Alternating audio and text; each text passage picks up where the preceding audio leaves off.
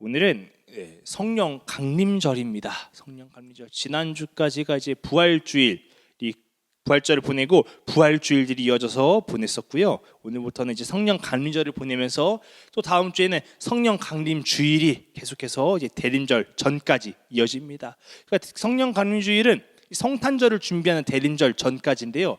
약 한 25주에서 26주 정도 되는 것 같아요. 그러니까 뭐 지금부터 해서 이제 11월 말, 12월 초까지 이어지는 절기라고 보시면 됩니다. 1년의 절반 정도 돼요. 굉장히 긴 절기입니다. 이 왜 긴가 한번 찾아봤더니 뭐 특별한 이유가 있는 것은 아니고요.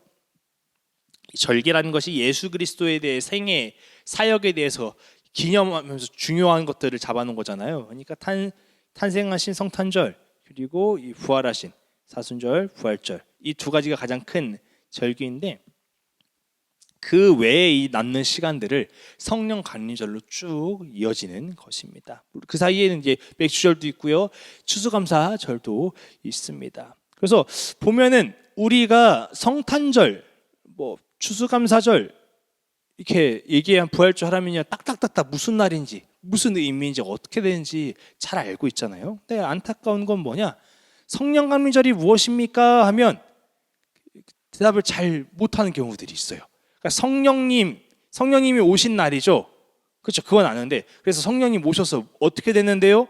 성령님이 뭔데요? 무슨 관계가 있는데요? 라고 이렇게 질문을 해버리면 거기서는 이제 조금 어려워지는 그런 반응들을 볼 수 있다는 것이죠. 그런데요, 성령 강림절 또한 중요하기 때문에 오늘 우리가 절기로 드려지고 있는 것입니다.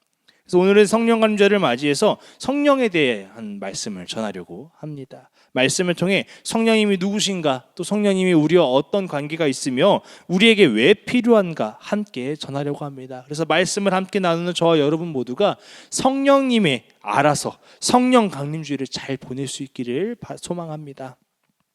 그래서 조금 어려울 수 있는 영역인데요, 제가 간단 명료하게 한번 정리를 해봤습니다. 먼저 이제 성령님을 설명하려면요, 삼위일체에 대해서 들어가야 됩니다. 삼위일체 깊숙하게 들어가지는 않을 거고요. 삼위일체라는 단어는 들어봤을 거예요. 근데 삼위일체라는 단어가 성경에서 나오지 않습니다. 이것은 교리적인 정리일 뿐이지 성경에선 나오지 않으나 성경에서 하나님, 예수님, 성령님 이 세 분을 어떻게 정리할 것인가 했을 때 이 삼위일체론을 삼위일체로 정리할 수 있는 것이 바로 그런 것이죠. 그래서 삼위일체의 뜻은요, 한 분이신 하나님이 성부이고요, 한 분이신 하나님인데 그 안에 성부, 성자, 성령 세 위격이 존재한다. 그래서 존재하시지만 이 각자 존재하지만 결국 이 세 분이 한 몸이다, 하나다. 그것이 삼위일체인데요. 먼저 성부 먼저 볼게요.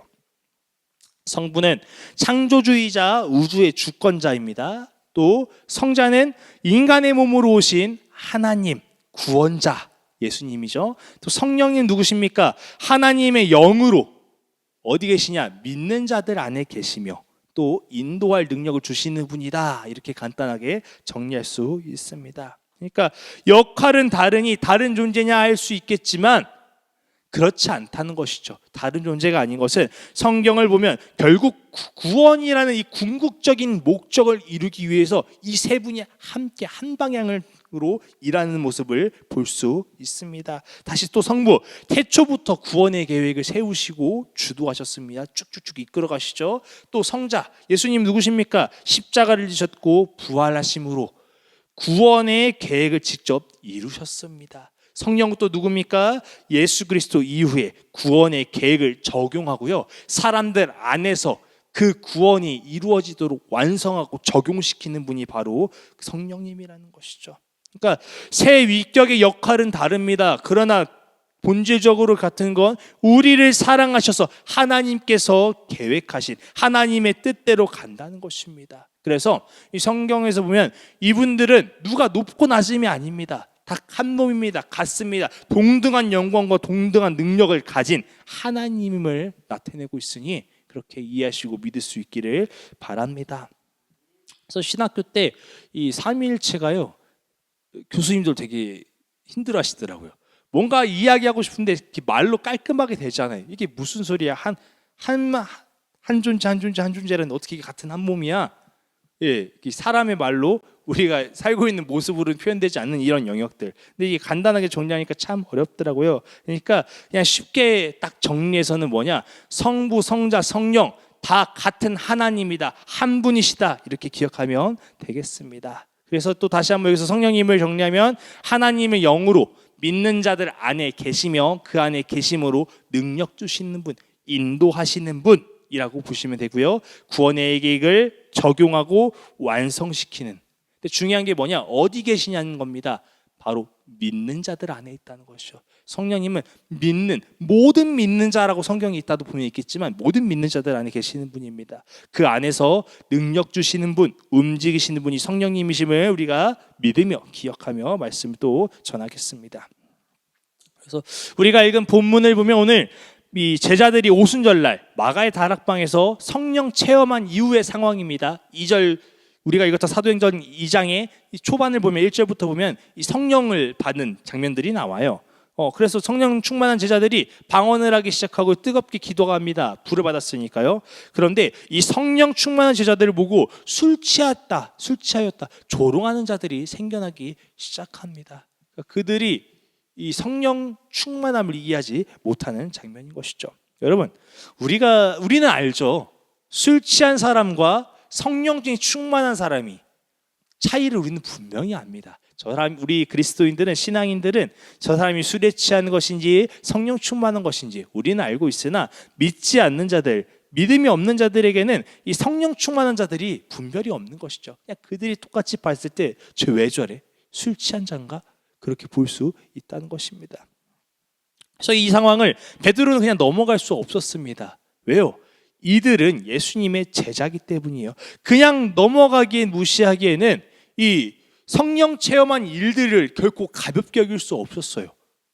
성령 체험한 일들이 술 취한 사람과 동등하게 여겨지는 그런 것들을 베드로는 냅둘 수 없었어요. 또 이들은 예수님의 제자이며 사도행전에서 이제 사도로 불려지는 그러한 중요한 직책을 맡고 있기에 이들이 감히 술에 취해서 이상한 소리를 했다, 이런 소문을 분명히 바로잡아야 될 필요가 있었습니다. 그런 이제 또 앞으로 방언을 할 때마다 믿지 않는 자들이 그렇게 생각할 거 아닙니까? 아유, 저들 또 술 먹고 저러고 있네. 쟤들은 술 먹으면 항상 저러더라. 술 먹으면서 저희들은 또 그럴 수 있기 때문에 분명히 베드로는 이야기를 해야 되는 상황이 온 것입니다. 여러분, 혹시 성령 체험 중에 다른 사람 눈치 본 적 있으신가요? 저는 예전에 제가 이제 친구들을 중고등학교 때 전도에서 교회 데려갔어요. 저는 이제 방언을 할 줄 알았으니까 예배 시간에 뜨겁게 아니면 수련회에 가서 방언 기도를 하는데 뭔가 느낌이 싸해요. 옆에서 왜 그런가 했더니 친구가 이러고 쳐다보고 있더라고요, 저를. 그러니까 저랑 친한 친구인데도 저의 전혀 다른 모습. 그러니까 당황한 겁니다. 그 친구가 저를 뭐 나쁘게 보고 이상하게 여기는 것이 아니라 그냥 당황한 거예요. 그냥 저를 보면서 이러고 보고 있는 거예요. 그냥 말을 좀 뭔가 당황해서 말을 잊지 못하더라고요. 그러니까 제가 기도하다가 기도가 멈춰졌습니다. 제 입에서는 방언이 나오려고 해요. 방언을 해야 되는 걸 알지만 입이 그렇게 다물어지더라고요. 당황을 하니까. 예. 또 어쩔 줄 몰라하는 그 친구를 보면서 또 그 기도 후에 뭔가 다시 교회 나오기를 꺼려하는 그 친구를 보면서 그 분위기가 좀 무서웠나 봐요. 당황스러웠나 봐요. 그래서 보면서 마음이 어려웠던 적이 있었습니다. 또 무슨 일이 있었냐? 분명 기도하다가 이 마음에 불같은 감동이 있는 거예요. 저기다가 헌금을 좀 해야겠다. 제가 뭐 가진 거는 없지만 그래도 뭔가 제 갖고 있는 것 중에 해야겠다. 그렇게 사고 헌금하겠다, 하나님께 드리겠다 결단을 했는데 제 신앙생활하지 않는 제 친구는 저를 이해하지 못하더라고요. 쟤 왜 저러지? 쥐 먹고 살 것도 없으면서 왜 그러면서. 그러니까 저를 이상한 사람, 그때는 좀 광신도처럼 여기더라고요. 제 너무 세상의 기준과 맞지 않으니까 너무 생각 없는 것 같고 제가 진짜 광신도처럼 여겨지는 그런 발언을 듣기도 했습니다. 그러니까 그 말을 들으니까 이 성령님이 분명 주신 제 안의 뜨거움과 감동은 사라져버리고 마음이 참 어려웠다는 것입니다. 분명히 성령님의 감동하심과 일하심을 경험했으나 제가 사람 말에 흔들려 버리니 감동이 사라지고 주저하게 되는 상황이었습니다. 여러분, 제가 여러분들께 말씀드리는 것은 이 성령님이 우리의 일하심을 부끄러워하거나 주저하지 않으시길 바랍니다. 우리의 신앙생활에서 성령님의 임재는, 성령의 체험은 굉장히 자랑스러운 것입니다. 또한 성령님의 일하심, 하나님의 일하심이며 하나님의 인도하심입니다. 그러니 우리가 신앙생활을 하나면, 믿는 자라면 성령님의 선택이 아니라 우리에게 중요한 필수적인, 우리가 당연히 신앙생활하는 믿는 자들에게 일어나는 당연한 일들인 것입니다. 여러분, 제가 이 말씀을 왜 드리냐면요, 만약에 베드로가 그 모습을 보고 사람들이 눈치를 보았다면 어떻게 했겠습니까? 오늘 우리가 읽었던 것처럼 베드로는 자신이 설교하지 않았을 것입니다. 불러다가 이야기하지 않았을 것입니다. 그러나 베드로는 분명히 성령의 불을 받았고 예수 그리스도의 부활을 믿었으며 그렇게 단대히 선포합니다. 사랑하는 성도 여러분, 성령님의 체험은 그리스도인들에게 굉장히 당연한 것입니다. 당연히 일어나는 것이며 일어나야 할 일들임을 분명히 기억하시고 부끄러워하지 마시기 바랍니다. 오히려 당당하시기 바랍니다. 베드로처럼 나아가서 그렇다고 성령의 체험을 가르쳐줄게 그런 얘기는 아니지만 우리가 당당히 우리의 신앙을, 자세를 지킬 필요가 있음을 말씀을 드립니다. 오늘 베드로는요, 선지자 요엘의 말씀을 가지고 분명히 이야기합니다. 베드로의 설교를 통해서 우리의 신앙생활에 임하시고 인도하시며 능력 주시는 성령님의 중요성을 다시 한번 깨달을 수 있기 바랍니다. 그리고요, 깨닫고 나서 날마다 성령님을 구할 수 있는 저와 여러분 되시길 원합니다. 자, 보겠습니다. 이 방언에 술 취했다 조롱하는 자들을 이제 불러 세웁니다. 그 주변 사람들을 세우는 모습 보면 이 14절에 나오는 것이죠. 유대인들과 예루살렘의 모든 사람들아, 내 말에 기결이라. 읽어보진 않을게요. 보시면은 베드로가 그렇게 물 보냅니다. 같이 함께 기도했던, 방언했던 11 사도들을 다 세워놓고 그들을 불러서 분명하게 얘기하는 거예요. 그들에게 자신 있게 이야기할 수 있는, 또 이 중요한 이야기를 하겠다라는 분위기를 만들고 있습니다. 그러면서 이제 반박하는 거죠, 이야기가. 자, 때가 제3시는 언제입니까? 아침 9시입니다. 오전 9시입니다. 자, 우리가 시간 오전 9시에 우리가 그러고 있었는데 이것은 너의 생각대로 취한 것이 아니다.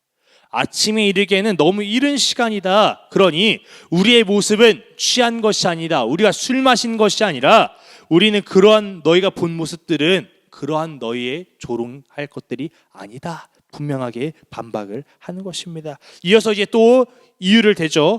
여기 고 선지자 요엘을 통하여 말씀하신 것이 일러스되, 우리가 한 것은, 우리가 이 방언한 것고 성령 체험한 너희들이 그 본 모습은 어떤 것이냐? 선지자 요엘의 말씀대로 된 것이다. 베드로는 이 선지자 요엘의 말씀을 인용해서요, 이 상황이 결코 술 취함이 아니라 반박하여 하나님의 임재가, 예언의 성취임을 이야기합니다. 요엘서 2장이었나요? 4장이었나요? 그 보면요, 똑같은 여기 오늘 베드로가 이야기하는 구절들이 나오거든요. 베드로가 오늘 그 요엘서 선지자의 말을 가지고 그대로 이야기하는 것입니다.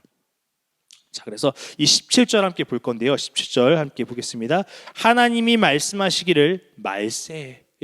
말세. 베드로가 말하는 시기가 말세로 시작합니다. 우리가 말세를 떠올리면 뭐가 생각나죠? 종말. 그렇죠? 여러분, 지금이 말세입니까? 아닙니까? 말세입니까? 아닙니까? 하면 이제 다들 갸우뚱하시죠? 그렇죠. 우리가 생각하는 말세는 진짜 끝 중인 끝, 마지막 중에 마지막이라고 생각하지 않습니까? 그렇죠. 근데 우리는 이 말세를 떠올리면 동떨어져 있다 여기고 있는데 결코 동떨어 있지 않다는 것입니다.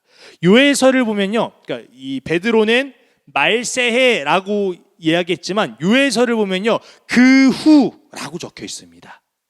어떤 후입니까? 그 후, 예수 그리스도께서 십자가에 달려 죽으시고 부활하시고 올라가신 그 후, 성령님이 오신 그 후를 요엘 선지자는 이야기하고 있습니다. 성령님이 강림하신 이유라는 것이죠. 그러니까 언제입니까? 베드로가 말하고 있는 지금 그때부터가 말세라는 것입니다. 우리가 생각하는 말세를 기준으로 보실 것이 아니라 베드로가 얘기하는 그 말세의 의미를 우리는 분명히 알아야 돼요. 우리가 생각하는 말세는 세상이 망하기 직전이지만 베드로가 말하는 말세는 예수님이 하늘로 올라가시고 성령님이 내려오시는 그 시기부터, 그 임재한 시기부터 말세라, 베드로는 이야기하는 것이죠. 그러니 말세는 언제입니까? 오늘날 우리가 살아가는 이 시대입니다. 저와 여러분이 예배하는 이 시대가 말세다. 베드로는 이야기하는 것입니다. 예수 그리스도가 재림하시기 전이면서요, 또 하나님께서 약속하신 마지막 세대, 종말론적인 시대, 그 시대가 오늘이라는 것이죠. 오늘 말세라는 것입니다. 그럴 때 성령님은 또 어떻게 하시냐 보면은 비부분 두 번째, 내가 내 영을 모든 육체에 부어주리니, 구약 시대에는 왕, 선지자, 제사장들에게 영이 부어졌습니다. 그러나 말세에는 모든 육체의 성령이 부어진다 말합니다. 그러니 무엇이냐? 하나님의 계획이 유대 지역, 유대인들, 히브리인들에게만 주어지는 것이 아니라 모든 민족에게 확장되는 모든 믿는 자에게 성령님이 임하신다는 것입니다. 여러분, 오늘날 목회자에게만 성령님이 임하십니까? 아닙니다. 여러분이 간절히 기도할 때, 예수 그리스도를 믿는 믿음으로 선포할 때 성령님이 여러분 안에 임하시지 않습니까? 그런 것입니다. 오늘 교회에서 믿음으로 기도하는 모든 이들에게 성령님은 임하시는 것입니다. 그때가 지금 이 말세에 성령님이 임하시는 시대인 것입니다. 제사장을 통해서만 나아갈 수 있지 않습니다. 여러분이 예수 그리스도의 이름을 믿음으로 예수 그리스도의 이름을 구한다면 아버지께로 나아갈 수 있는 것입니다. 주님께 기도할 수 있는 그러한 새로운 관계가 시작된 것이 지금 이 성령의 시대 말세라는 것이죠. 그래서 성령님이 임하시면 이렇게 됩니다. 보겠습니다. 너희의 자녀들은 예언할 것이요, 너희의 젊은이들은 환상을 보고 너희의 늙은이들은 꿈을 꾸리라. 자녀들이 예언합니다. 젊은이들 환상을 보며 노인들이 꿈을 꿉니다. 그러니까 이것을 단순히 그냥 자녀들이 예언할 것이래, 청년들이 환상을 볼 것이래, 노인들이 꿈을 꿀 것이래, 그렇게 문자적으로만 해석할 것이 아니라 이것들을 종합하면요, 나이, 성별, 신분의 차이 없이 모든 믿는 사람에게 성령의 임재가 일어날 것임을, 성령님의 일들이, 능력들이 나타날 것임을 여기에 적혀 있는 것입니다. 여러분, 그러니 우리가 분명히 알아야 될 것은 어린아이라고 하나님을 모르는 것이 아닙니다. 어린아이에게도 하나님의 은혜는 임하며 성령님은 일하시는 것입니다. 노인이라고 해서, 늙었다고 해서, 나이가 많다고 해서 아무것도 할 수 없는 것이 아닙니다. 성령님이 분명히 그의 삶 또한 일하는 것입니다. 그러니 여러분, 모든 이들에게 찾아오시는 성령님을, 그분이 오셔서 차별 없이 모두에게, 우주부터 목사님까지 하나 되는 교회 온 성도들에게 성령님이 임하심을 믿으시고 구하시길 바랍니다. 그래서 저는 여러분들 가운데 이 성령님의 임재가, 놀라운 일들이 나타나길 소망합니다. 그래서 이제 정리를 조금 해보면요, 성령님이 임재하셨다는 것은 지금 예수님이 재림하시기 전 마지막 시대임을, 그러니까 예수님이 하늘로 올라가셔서 오시기 전, 다시 오신다고 하셨잖아요. 다시 오시기 전 이 마지막 시대임을 성령님 임재하셨다는 것이 나타내는 것이고요. 또 요엘의 선지자의 말대로 그때는, 그러니까 성령님이 모든 믿는 자들에게 찾아오시며 믿는 자들을 통해 일하신다, 이렇게 정리할 수 있습니다. 그래서 구약을 성부 시대, 신약을 이제 성자의 시대, 예수님이 계신 동안요. 그리고 예수님 부활해서 승천하시고 그 다음의 시대가 오늘 베드로가 말한 말세라고 표현하기도 하고요. 지금은 우리가 얘기하면 성령의 시대이다. 오늘날 우리는 성령의 시대를 살고 있다, 이렇게 정리할 수 있는 것입니다. 그렇다면 왜 성령의 시대가 왔을까요? 굳이 예수님 계시면 될 텐데, 예수님 역사하시면 될 텐데 왜 성령의 시대가 왔을까요? 예수님께서 하늘로 올라가시기 전에 요한복음 14장 26절에 이렇게 얘기했습니다. 읽어보겠습니다. 시작. 보혜사 곧 아버지께서 내 이름으로 보내실 성령, 그가 너희에게 모든 것을 가르치고 내가 너희에게 말한 모든 것을 생각나게 하리라. 예수님께서 이 땅에서 다니시며 생활하시며 계시면서 가르치셨죠, 보여주셨죠, 또 그들에게 생각나도록 계속해서 말씀하셨습니다. 그것처럼 성령님도 그러할 것이다 이야기하셔요. 그렇다면 예수님이나 성령님이나 하시는 일이 동일한데 굳이 성령님이 오실 필요가 있었을까? 네, 근데 분명한 그 이유가 또 있다는 것이죠. 우리 요한복음 16장 7절 함께 읽어보겠습니다. 시작. 그러나 내가 너희에게 실상을 말하노니 내가 떠나가는 것이 너희에게 유익이라. 내가 떠나가지 아니하면 보혜사가 너희에게 오시지 아니할 것이요 가면 내가 그를 너희에게 보내리니. 예수님이 떠나가시는 것이 유익이라고 합니다. 왜요? 보혜사 성령님이 오시는 것이 너희에게 더 유익할 거야 분명히 말씀하셨어요. 자, 여러분, 예수님이 하시는 일, 성령님이 하시는 일은 같습니다. 그러나 다른 점이 있어요. 그 일의 적용점이, 범위가 다르다는 것이죠. 예수님은 누구시죠? 인간의 몸으로 오신 하나님이십니다. 하나님이시지만, 하나님의 성품을 가지고 하나님의 일들을 보여주셨지만 뭐라고요? 인간의 몸으로 오신, 우리와 같은 인간이셨다는 것이죠. 그렇다면 시공간의 제약이 있습니다. 네, 시공간에 육신의 제약이 있습니다. 그러니 예수님의 육신의 한계가 있어서 예수님의 일들은 예루살렘 유대 지역 안에서만 국한되어 있는 것입니다. 그래서 아까 성령이 뭐라고 하셨죠? 성령, 하나님의 영으로 믿는 자들 안에 계시며 인도하시며 능력을 주시는 분. 그러니까 성령님은 다른 분이에요. 다른 그 영역이 또 달라요. 성령님은 영입니다. 영원합니다. 무한합니다. 시공간의 제약이 없으신 분입니다. 그래서 모든 믿는 자 안에 계실 수 있다는 것이죠. 모든 믿는 자 안에서 인도함의 능력을 주실 수 있다는 것이에요. 그러니 예수님께서는 이 유대 지역의 제자들과 그 따르는 신도들, 유대인들에게만 할 수 있을 수 있었다면 이제 성령님은 더 나아가서 모든 인류에게, 온 인류를 위해서 가르치시고 말씀하시고 생각나게 하시는 분이 성령님이시기에 성령님은 꼭 오셔야 했다는 것입니다. 여러분, 또 성령님이 하시는 일들이 있는데요, 우리가 보통 성령 사역 이렇게 들으면 뭐가 생각납니까? 치유, 그렇죠? 귀신을 쫓음, 그리고 미래를 예언, 그런 일들이 생각나는데요, 그런 것이 전부가 아니라는 것이죠. 이 성령님이 오시면 뭐라고 적혀 있느냐, 무슨 일을 하시냐? 요한복음 16장 8절, 가장 기본적인 일입니다. 읽어보겠습니다. 시작. 그가 와서 죄에 대하여, 의에 대하여, 심판에 대하여 책망하시리라. 죄를 깨닫게 하시고요, 의를 드러나게 하시고요, 심판의 실체를 알게 하시는 분이 바로 성령님이시라는 것이죠. 여러분, 우리가 분명히 알아요. 성령님은 능력을 보여주시기도 하시지만 생각나고 가르치시는 분이라는 겁니다. 죽은 자를 일으키실 수도 있습니다. 아픈 자를 낫게 하실 수도 있습니다. 귀신을 떠나가게 할 수 있는 분도 성령의 능력입니다. 그러나 그것만 전부가 아니라 보여주시고 가르치시고 깨닫게 하시는 분이, 예수님이 하셨던 것을 그대로 하신 분이 또 성령님이라는 것이죠. 9절 읽어보겠습니다. 시작. 죄에 대하여라면 그들이 나를 믿지 아니하며. 이 죄 중에 가장 큰 죄가 무엇인지 알려주시는데 그 죄가 무엇입니까? 나를 믿지 않는, 예수님을 믿지 않는 것이 가장 큰 죄라는 것을 알려주시는 것입니다. 왜요? 예수님은 하나님이 보내신 구원자이기 때문에. 그러니까 예수 그리스도를 거부한다는 것, 예수 그리스도를 믿지 않는 것은 하나님을 거부하는 것으로 얼마나 큰 죄인지 알게 하신다, 성령님이 하시는 일입니다. 또 의에 대해서 읽어보겠습니다. 시작. 의에 대하라 함은 내가 아버지께로 가니 너희가 다시 나를 보지 못함이요.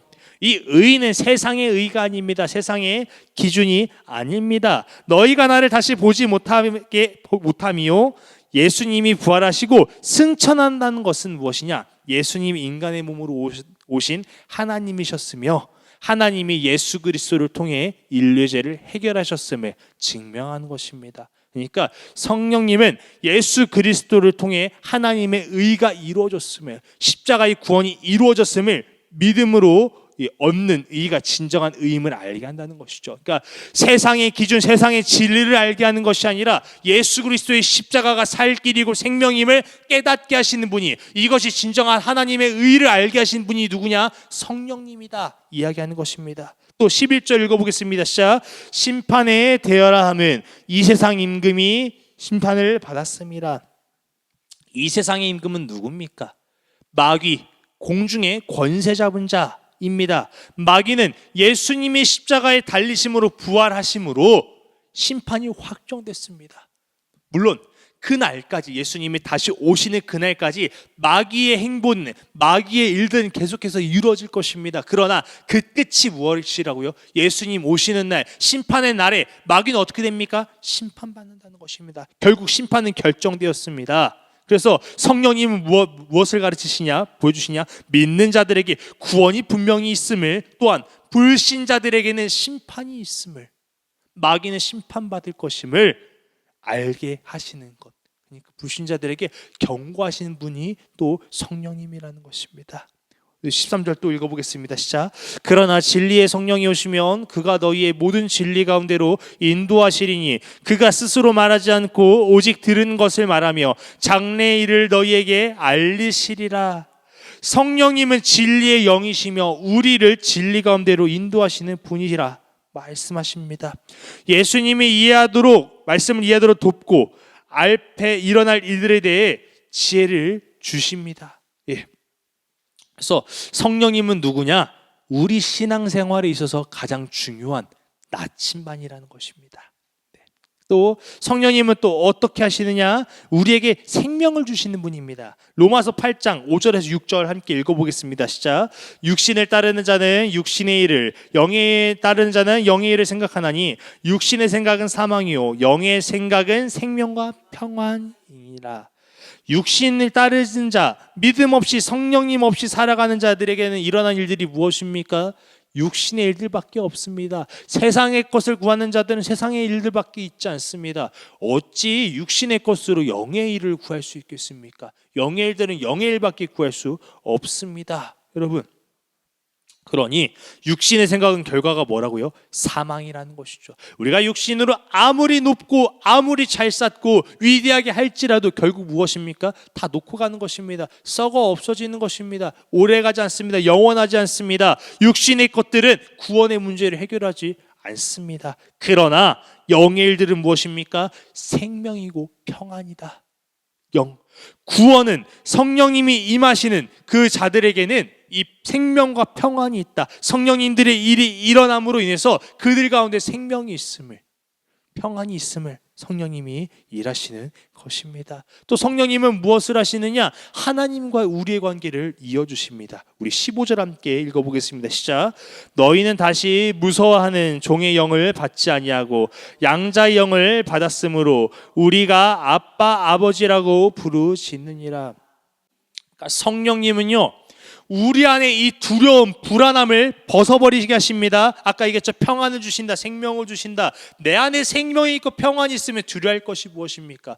없는 것이죠. 세상에 보면은 두려워, 근심, 걱정이 가득하겠지만 성령님이 임하시면서 성령의 대로 일하심에 따라 순종하며 나아가고 인도함을 받는 자들에게는 생명과 평안이 있습니다. 그러니 성령님은 우리를 세상의 노예로, 공중의 권세 잡은 자들의 노예로 발밑에 두는 것이 아니라 우리를 끄집어내셔서 하나님의 자녀 되게 하십니다.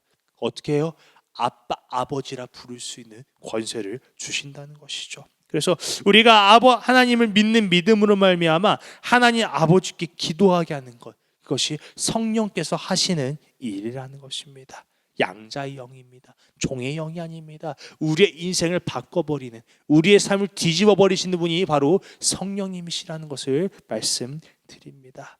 또 이제 베드로는 이렇게 얘기합니다. 오늘 말씀 구절 굉장히 많이 읽었죠? 마지막입니다. 사도행전 2장 21절 이렇게 얘기합니다. 읽어보겠습니다. 누구든지 주의 이름을 부르는 자는 구원을 받으리라 하셨느니라. 성령님은 구원의 계획을 적용하고 완성시키시는 분입니다. 그러므로 우리가 가장 먼저 해야 될 것은 무엇이냐? 예수 그리스도의 이름을 붙들고 부르짖는 것입니다. 우리가 예수 그리스도를 나의 구원자라고 믿으며 부르짖을 때 성령님이 우리 안에 일하십니다. 우리 안에 불신이 사라지며 육신의 일을 따르기보다는 영의 일을 따르는 자로 변화되는 것입니다. 여러분, 신앙생활을 하고자 하신다면 성령님과 함께 하시기 바랍니다. 성령님은 내 힘으로, 신앙생활은 내 힘으로 하는 것이 아닙니다. 내가 신앙생활 해야지, 내가 어떻게 해야지, 노력해야지, 그렇게 한다고 되는 것이 아니라 신앙생활은 성령님의 인도하심 따라, 성령님의 역사하심 따라 나아가는 것이 신앙생활입니다. 그러니 예수님이 나를 위해 죽으셨고 나를 위해 부활하셨고 그것을 그 믿음으로 구할 때 우리 안에 성령님이 그렇게 살도록 변화시키실 것입니다. 마지막으로 성령님의 인도하심에 기쁨으로 당당히 가시길 바랍니다. 성령님을 체험하지 못한 자들에게는 우리가 술 취한 자처럼 보일 수 있습니다. 또한 이해되지 않는 자, 또 광신도처럼 보일 수도 있습니다. 그러나 그것이 중요한 것이 아니라는 것입니다. 우리는 성령님의 강력히 임재한, 성령님의 강력한 임재를 경험한 이 제자들을 볼 수 있길 바랍니다. 그들을 통해서 하나님의 일들이 일어났고요, 영혼 구원들이 일어났습니다. 그러니 사람의 시선을 보는 것이 아니라 성령님의 감동하심에, 성령님이 주심에 기쁨으로 감사하며 순종하며 살아감으로 인해서 우리의 삶 속에서 하나님의 일들이 일어나는 것이고요, 그리고 영혼 구원이 경험할 수 있기를 축복합니다. 그래서 성령의 시대에 살고 있는 우리 모두가 성령 충만함으로 인해서 천국 갈 때까지 늘 살아가길 축복합니다. 그래서 시간 기도하실 건데요. 제가 여러분들 기도하기 전에 함께 기도하고 제가 읽어드리는 것을 같이 따라해 주시면 좋겠습니다. 기도하시겠습니다. 나는 예수 그리스도 십자가의 부활을 믿습니다. 예수님의 십자가로 죄사함을 받았으며 구원받았음을 고백합니다. 내 안에 계신 성령님, 성령님의 임재를 날마다 간절히 구합니다. 내 안에 악한 것을 깨끗게 해주시고 하나님의 말씀대로 하나님의 자녀로 살아가게 해주세요. 성령님의 강력한 임재가 제자들을 통해 일하시듯 나를 통해 영혼 구원이 일어나게 해주세요. 시간 주님의 이름을 부르짖고 함께 기도하며 나가겠습니다.